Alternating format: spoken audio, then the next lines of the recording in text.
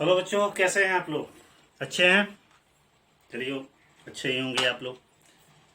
तो आप हमारे वीडियो को कंटिन्यू देखते रहिए, लाइक सब्सक्राइब करते रहिए, अधिक से अधिक अपने फ्रेंडों को शेयर करिए। क्यों? क्योंकि अभी एग्जाम नज़दीक है। हमारे वीडियो को अधिक से अधिक देखिए, कुछ तो जरूर समझ में आएगा आप लोगों को कि मार्केटिंग का क्या है। चलिए आइए शुरू करते हैं मार्केटिंग प्रैक्टिस इन इंडिया। आज 10 नंबर वाले क्वेश्चन आपको लेके आए हैं। 10 नंबर क्वेश्चन में सबसे पहला क्वेश्चन है, देखिए स्क्रीन पे दिखाई दे रहा है कि कृषि आगत विपणन से क्या आशय है और भारत में ट्रैक्टर के विपणन प्रक्रिया को समझाइए।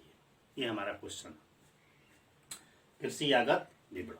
आइए देखिए कृषि आगत विपणन क्या होता है। कृषि आगत विपणन का मतलब होता है कि कृषि क्रिया करने के लिए, कृषि आगत विपणन का मतलब होता है कृषि क्रिया करने के लिए जिन जिन चीज साधनों की आवश्यकता हमें होती है, जिन जिन साधनों का हम प्रयोग कृषि कार्यों में करते हैं, तो कृषि आगत कहा जाता है। और इन साधनों का जब बाजार में, खुले बाजार में एकदम क्रय विक्रय किया जाता है, जिसे आसानी से हर किसान को प्राप्त हो जाता है, तो उसे कृषि आगत विपणन कहा जाता है। ठीक है।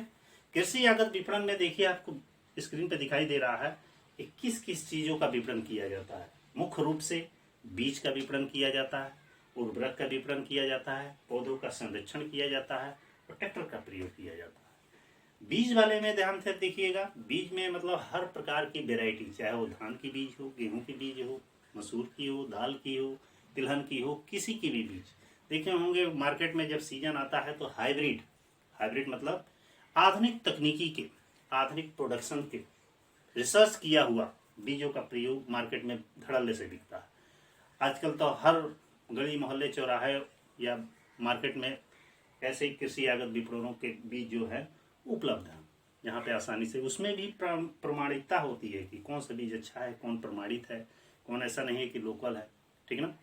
तो बीजों का विपणन किया जाता है। उसी तरह जिस तरह बीज का विपणन होता है, उसी तरह उर्वरक का भी विपणन होता है। उर्वरक मतलब फर्टिलाइजर, खाद, जैसे यूरिया, डाई, एनपीके, ठीक ना, जिंक, सल्फेट वगैरह वगैरह, इसका भी विपणन उसी रेशियो से किया जाता है। क्यों? क्योंकि इस जब बीज खेत में बो दिया जाएगा तो उसको बड़े पैमाने पर उगाने के लिए, प्रोडक्शन देने के लिए, जिस तरह आदमी कमजोर हो जाता है उसको टॉनिक देने के लिए एक इंजेक्शन लगाया जाता है, बोतल दिया जाता है, टैबलेट दिया जाता है, उसी तरह बीजों को संरक्षण करने के लिए हमें उर्वरक की आवश्यकता होती है ताकि उसकी उपजाऊ शक्ति को बनाए रखे। तीसरे नंबर पे आता है पौधा संरक्षण। पौधा संरक्षण मतलब पौधों का संरक्षण हम कैसे करें, उसे सुरक्षित कीड़ों से बचा कर रखें, मतलब कीटनाशक यंत्रों का भी, दवाइयों का प्रयोग करें। ठीक है। तो पौधा संरक्षण का भी कार्य किया जाता है और ट्रैक्टर का भी किया जाता है। प्रश्न एक टॉपिक इसमें, इसका तो डिटेल से नहीं लिखना है आपको ये दो, लेकिन इसका थोड़ा डिटेल से लिखना है। ट्रैक्टर का विपणन कैसे किया जाए। ट्रैक्टर हर गली चौराहे मोहल्ले में नहीं मिलता, ये बड़े बड़े कस्बों, नगरों, शहरों में मिलता है। इसकी एक निश्चित दुकानें होती हैं। ऐसा नहीं कि पूरा बाजार ट्रैक्टर ही बिकता है, कोई एक निश्चित दुकानें होंगी, उसकी जो एजेंसी होगी वहाँ से आप सेल करेंगे। भारत में पहले क्या किया जाता था, हल बैल आदि से खेता जुताई की जाती थी, कुछ लोग फावड़े वगैरह से भी जोतते थे, तमाम तरीके की जोतने की पद्धतियाँ थी। लेकिन जब आधुनिक टेक्नोलॉजी का विकास हुआ, बड़े पैमाने पर कृषि यंत्रों का प्रयोग किया गया उसकी जुताई, निराई, गुणाई करने के लिए, तो उसमें एक मुख्य है ट्रैक्टर। क्योंकि ट्रैक्टर की भारत में भूमिका अहम है, क्योंकि आज ट्रैक्टर यदि नहीं होता तो खेतों की जुताई नहीं हो पाएगी। इसलिए ट्रैक्टर का विपणन बड़ी बड़ी कंपनियां क्या करती है, प्रोडक्शन इसका करती है। प्रोडक्शन करने के बाद से अपने क्षेत्र में एजेंसियां दे देती हैं, जहां से उसका सेलिंग किया जाता है। सेलिंग के साथ साथ उसका सर्विसिंग सेंटर भी होता है, अर्थात जहां उसकी टूट फूट की मरम्मत की जाती है, उसमें जो कमियां आती हैं उसकी पूर्ति की जाती है। तो यही हमारा ट्रैक्टर का विपणन।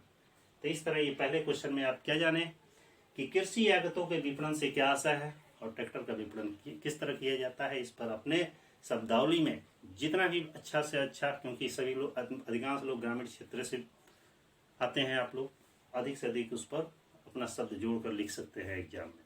तो इसी के साथ एक क्वेश्चन आपका समाप्त हुआ। अब दूसरा क्वेश्चन आइए स्टार्ट करते हैं।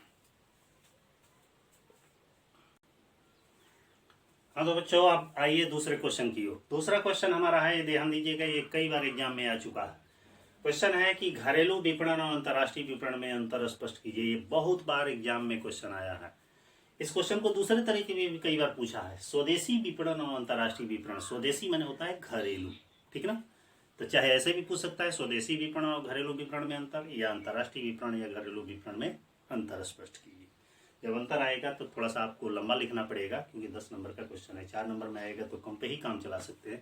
तो आइए स्टार्ट करते हैं। घरेलू विपणन और अंतर्राष्ट्रीय विपणन में अंतर, ठीक ना। मैं पूरा छोटे छोटे शब्दों में डिवाइड कर दिया हूँ, उसको एक्सप्लेन करके सुनिए आप लोग। घरेलू विपणन, अंतर्राष्ट्रीय विपणन, ध्यान दीजिए। घरेलू विपणन में पहला है, घरेलू विपणन में क्या होता है? घरेलू विपणन या स्वदेशी विपणन क्या किया जाता है? देश की मुद्रा में किया जाता है, माने अपने भारतीय मुद्रा रुपया में किया जाता है। जबकि अंतर्राष्ट्रीय विपणन किसमें किया जाता है? विदेशी मुद्रा में किया जाता है, इंडियन करेंसी में नहीं किया जाता है। यहाँ जिस देश में हम माल आयात निर्यात करते हैं उस देश की करेंसी से किया जाता है। घरेलू विपणन या स्वदेशी विपणन जो होता है, इसका आकार बड़ा छोटा होता है। छोटे पैमाने पे हम आप कोई भी शुरू करते हैं, यहाँ थोड़ा सा मान लीजिए कहीं भी थोड़ा सा सामान लिए अपना बेचना शुरू कर दिए, बड़ी बड़ी कंपनी से लेकर, मतलब इसका लेवल थोड़ा छोटा होता है या बड़े पैमाने पर होता है या बड़े पैमाने पर होता है। अगला 3 नंबर, जो घरेलू विपणन है वो कोई भी व्यक्ति कर सकता है, लेकिन इसमें कोई भी व्यक्ति नहीं कर सकता है, कुछ विशेष व्यक्ति जो अंतर्राष्ट्रीय विपणन के बारे में जानकारी रखते हैं वह कर सकते हैं।